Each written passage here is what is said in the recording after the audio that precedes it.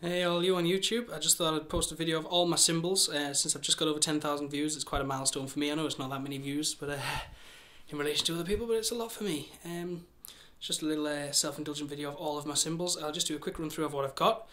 All of these cymbals you can find on my YouTube channel in high quality, like as a high quality sample. All of my hi-hats, both my splashes, all my rides and crashes and my china are all on there on my YouTube channel, so check it out. Anyway, right, I'll go through each one, and just a little bit about each one. I'll start with the rides first. Here we go. Right, this here is my Neil Peart Paragon 22-inch ride cymbal. You can see it there with the gold ink. Obviously, all these cymbals are Sabian. That's a great ride cymbal, very loud. The bell's hand-hammered. It's got a traditional lathing on the top and pinpoint lathing. No, traditional lathing on the bottom, pinpoint lathing on the top. Go over here to another signature cymbal. It's a Sabian prototype. But it's a prototype of the 3-point ride cymbal by the new Jack DeJohnette 3-point ride cymbal.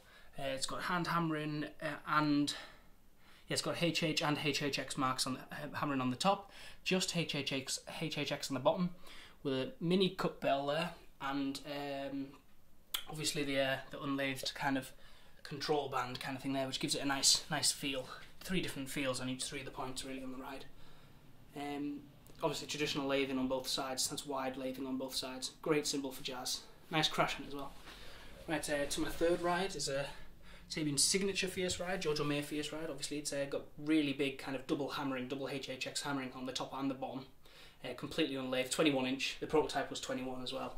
Oh, it's a great cymbal, very, very extremely dry. Just check out my other videos to see how dry it actually is. You'd be quite surprised.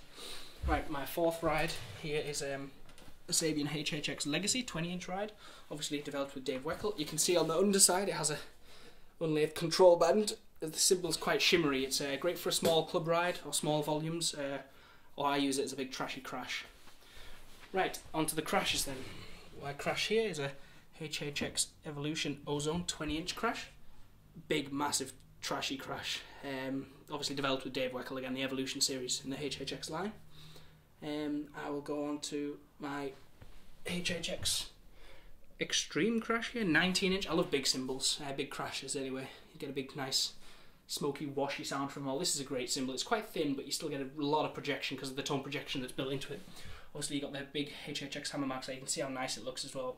The pinpoint lathing and the raw bell. The raw bell subdues the mids and increases the highs and the lows, like a pre-EQ'd cymbal. Great cymbal. I've also got a 19-inch AA Xplosion fast crash over here. Brilliant finish, this one. Very obviously similarly made to the HHX Extreme crash, probably about the same thickness, but it's got the AAX hammering, which is quite a light, subdued hammering there. You can see it's not as easy to see as the Extreme crash. But that's a great crash as well. Sometimes I chuck them on a pair of hi-hats stand together. Great sound. Very kind of very strange sound, but it works for certain things, for nice fat grooves. Right, my fourth crash here is a HH medium thin crash. It's quite an old one, 17-inch this one. Great crash, brilliant finish. I think they still did a brilliant finish, but it's a great crash. Really, it looks amazing too. Nice dark sound, quite traditional crash. 17-inch gives it a bit more volume. It's definitely contrasts from the other ones, which have a lot of projection and trashiness, and this one's kind of just nice. Right, onto my mini hi-hats. Start with my HH accelerators. They're 14-inch. Great hats, very loud, perfect for rock. I've got the airwave bottom there, you can see along the side, or the airlock bottom, I can't remember exactly what it's called, which gets rid of the air a bit quicker out. So yeah, it gets rid of the air a bit quicker out of between the hi-hats when you're playing them with the feet, or indeed with the hands. Again, raw bell on both sides. The bottom cymbal probably weighs about twice as much as the top, well, 1.5 times as much as the top cymbal, which really helps projection, and it's very, very thick. I don't know if you can see there. Not very well. In relation to the top, it's very thick, very, very heavy, great for rock. Over here again, some more rock hats, AX Fusion hats, 13-inch. Again, a massive heavy bottom. The bottom is definitely about twice as thick as the top. You can see how thick it is there. And there's the top. It's very, very, very thick.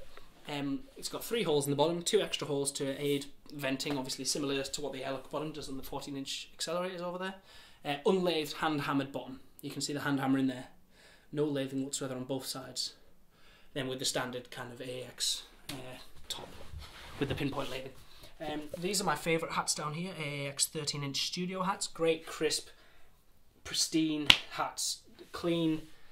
They're just great hats in general. They're not, the bottom isn't too much heavier than the top. Obviously, it's a little bit heavier just to get that classic hat sound. Great hats. Check out my video on those. And then over here for some vintage hats, we've got a regular hats, 13-inch. It's fading a bit there. I've had these for quite a while. Obviously, these have the wide lathing like the AAs and the HHs and the XS20s have, and some of the Volt range, of course. Whereas nearly all of my other cymbals have the pinpoint lathing or no lathing. But yeah, these are awesome hats as well. They really are quite quiet, great for club stuff. But I prefer my fusion hat, my studio hats. Right, my Chinese cymbal is a AA Xtreme Chinese 19-inch. This is probably the loudest China cymbal you'll ever hear. It's ridiculous. It's got quite a wide lip, not that wide, probably about 2.5 inches, 2 inches, 2.5 inches, yeah, 2.5 I'd say. Quite a low profile. It's not ridiculously, like the lip, it doesn't come up ridiculously high. But it projects a lot. It's very, very solid. You can't bend this thing like some Chinas, like the HH Dark Chinas and the thin Chinas, which are great sound Chinas as well. I mean, if you want a China for metal or just for breakdowns especially, I mean, this is perfect.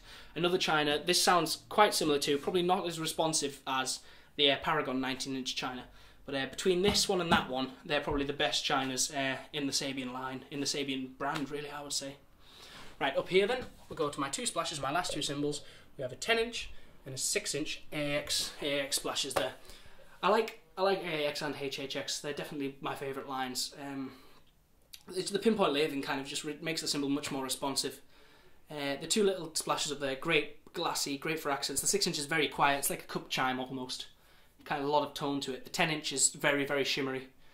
I would check out all these cymbals. If you haven't checked out Sabian already, definitely give them a look. I mean, I got that crashed down in the bottom there, you can see, and I haven't looked back from Sabian, to be honest. I've tried out more or less all the other cymbal lines. One that I'm actually quite interested in at the moment is Soul Tone. I haven't managed to find any dealers in the UK yet, near me, but I shall have a look when I get there. But I don't think they're going to replace my Sabians, maybe complement them. That's probably about it. Anyway, right, happy 10k views to me, and I hope this has been as interesting as I intended it to be. Anyway, see you later on.